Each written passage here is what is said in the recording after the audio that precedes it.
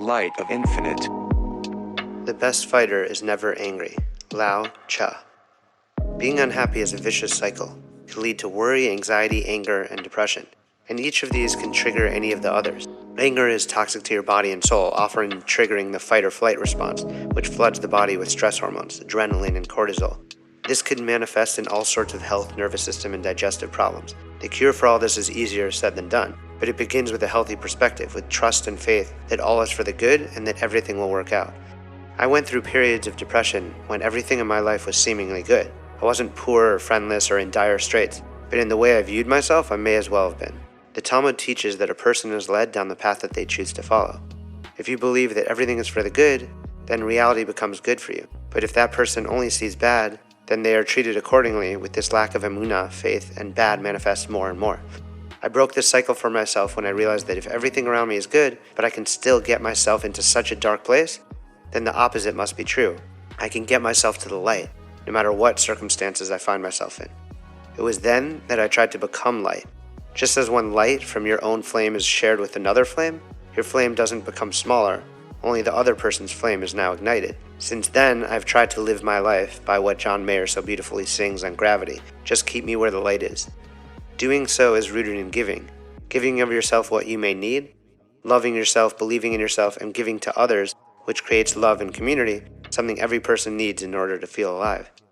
The Hebrew word for love, ahava, has the root word hav, which means to give, because love is synonymous with giving.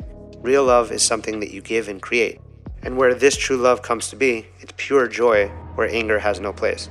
In the Talmud it says that anger can cause a sage to lose their wisdom, or a person who is destined for greatness to forfeit it.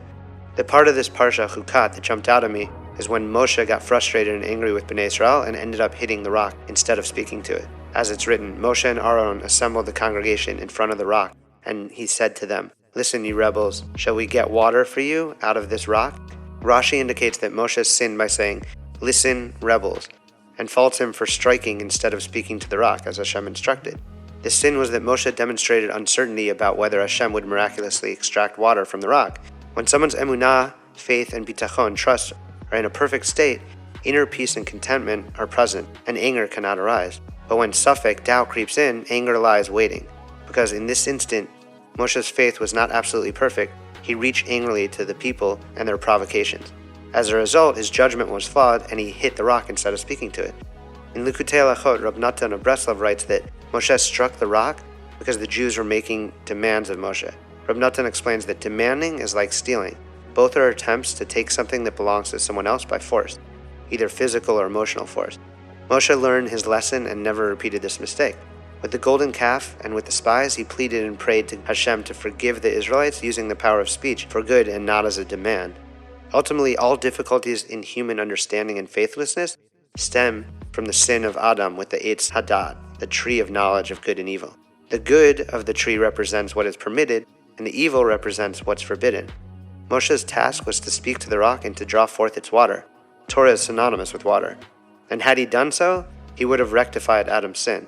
The Zohar explains that the rock represents the oral Torah, and that had Moshe not struck it, we would not struggle with understanding the oral Torah, and both water and Torah would flow freely. Speaking instead of striking is putting requests and faith above force. Because these sins were not rectified, our task now to toil in perpetual perplexity, trying to create our own space of pure permission, understanding, and peace. This is only achieved by finding the good, by learning, and by strengthening our emunah, our faith, drawing ourselves closer to the truth. It says in Pirkei Avot, one who studies the Torah lishma for its own sake or for the sake of heaven is like a fountain that increases its flow and like a river that never stops. Each person has the choice to serve Hashem or to rebel against him. As it's written, you shall choose life. More life is a given and felt when a person serves the creator of life itself. If we are ever mindful of knowledge, the knower and the known, as Rambam refers to Hashem, one can trust that all is for the ultimate good and live peacefully without any worry. Anger and hatred, on the other hand, manifest from lack of faith and trust and are rooted in the evil inclination, the side of us that opposes the truth and life itself. The Zohar says that someone who gets angry is like one who worships idols. And Chazal, our sages, stress that anger stems from the lack of emunah, of faith in oneness and goodness of all. So it's as if an angry person is siding with idol worship or the evil inclination. As we learn in Tanya, when we are angered by action or an event, we are temporarily denying hashgacha prati, the divine providence, which is really what enables that action to happen. When it comes to Moshe's punishment of not being able to enter the land of Israel for hitting the rock, many Rishonim, the early Torah commentators, find it perplexing. Rambam questions Rashi, asking, why did Hashem command Moshe to bring a rod if he was only to speak to the rock? And why is hitting the rock to draw water forth any less miraculous than speaking to it? But Chazal point out that there are many instances where Moshe was commanded to bring a rod, but not to use it in performing a miracle. Even during the 10 plagues, Moshe didn't use the rod, he only held it. The reality is that there are rocks that produce water from a fissure when struck. When Moshe looked to see which rock to hit, Bnei Israel might have thought that he would naturally draw forth water from it, taking away the miracle of speech that Hashem wanted to enact.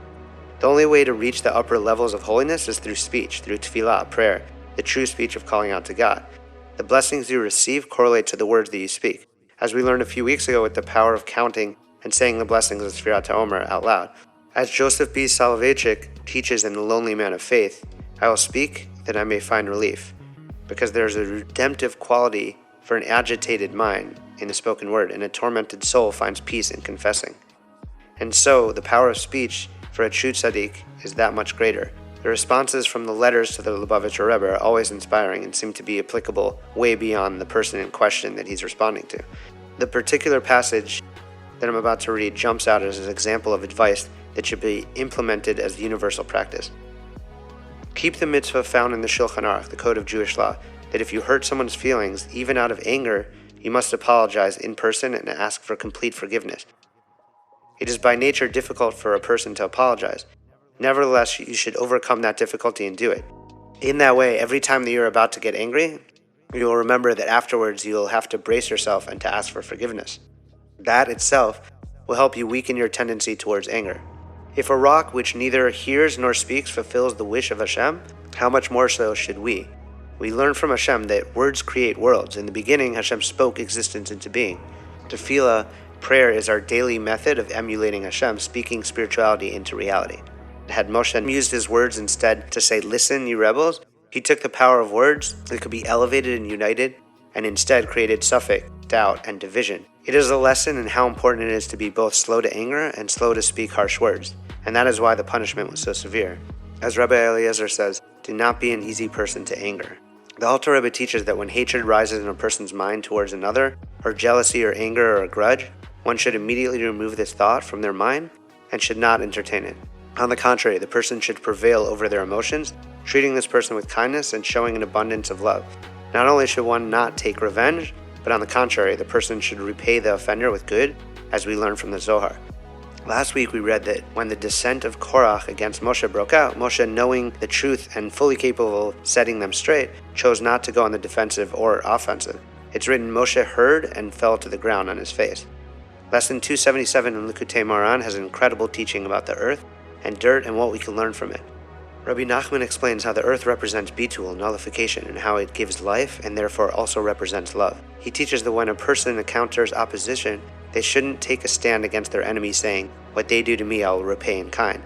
Because it is this disposition that exacerbates the situation and causes their enemy to achieve their goal, where they see the person respond and act exactly in the manner they were hoping to provoke. Rabbeinu teaches that a person should respond in the opposite manner, to judge the enemy favorably, turning a bad situation into a good one. It's written in Talmud Bracha, let my soul be like the earth to everyone.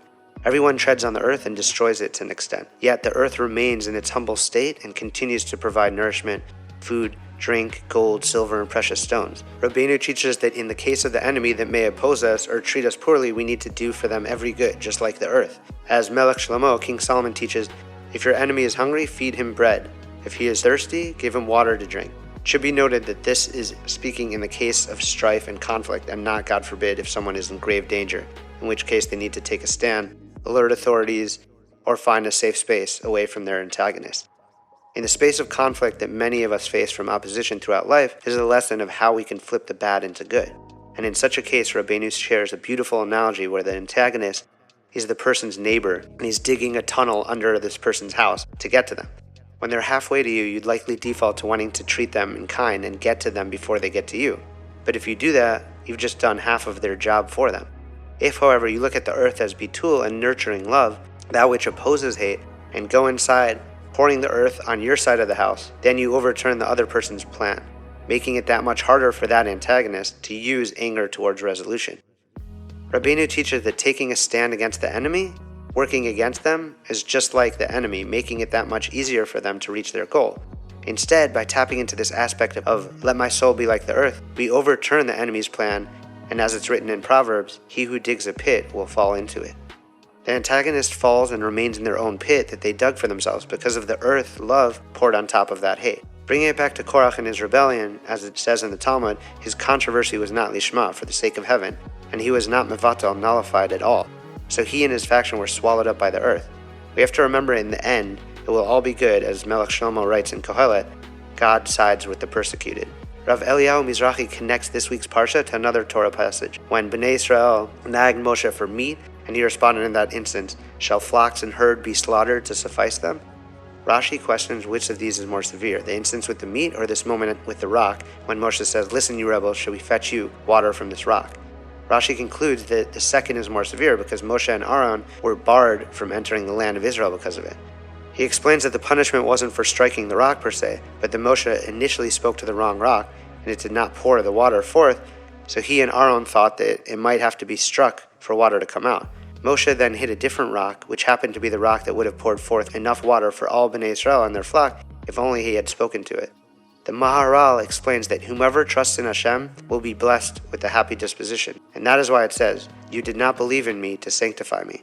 The main problem with hitting the rock, which was born from a moment of imperfect faith by Moshe, was that it was an act of force. Moshe's sin was in the moment of questioning, and the anger seeped in that one tiny moment. The Maharal teaches, where there is complete faith, there is no room for anger, for there is great joy. What Korach didn't understand when he rebelled against Moshe in last week's parashah was that each person has their own spiritual level. In fact, a true tzaddik has a greater yetzer hara than everyone else. Their evil inclination is greater, and the consequences of their choices are therefore that much greater. In this instance, we see that Moshe, who lived his entire life righteously, lost the promised land with just one moment of anger.